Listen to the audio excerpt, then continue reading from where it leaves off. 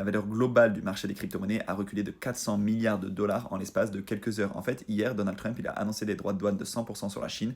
Ça a fait un petit peu vaciller les marchés financiers, mais comme c'était la fermeture de Wall Street, les marchés tradis, ils n'ont pas trop bougé. Les cryptos, c'est beaucoup plus à risque. Il y a énormément de choses qu'on attendait sur les cryptos qui vont avoir du mal à arriver, mais en fait, juste, il y a eu des cascades de liquidation. Donc forcément, quand il y en a qui commencent à vendre dans la panique, ça baisse, ça baisse, ça baisse, d'autres continuent de vendre, et après, tous ceux qui sont placés en fait avec de l'effet de levier, ils se font liquider automatiquement. Et du coup, c'est pour ça que le Bitcoin est passé de 125 000 dollars à 105 000 dollars. Là, on est remonté à 111 000 dollars, je crois.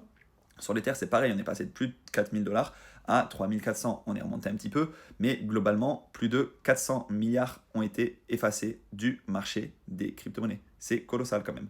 C'est un crash qu'on n'avait pas connu depuis FTX ou depuis le Covid. Même, je crois que c'est plus gros que tout ça. Donc, oui, c'est historique. Les fondamentaux, ils n'ont pas changé. Est-ce qu'il faut investir dans Bitcoin? J'en sais rien. N'achetez pas tout aujourd'hui, ne vendez pas tout aujourd'hui. Comme toujours, on rentre par palier, on sort par palier, et à vous d'établir votre stratégie. Après, sur le marché des altcoins, là, clairement, c'est une autre histoire. Et l'altcoin season en 2025, ça s'annonce extrêmement compliqué.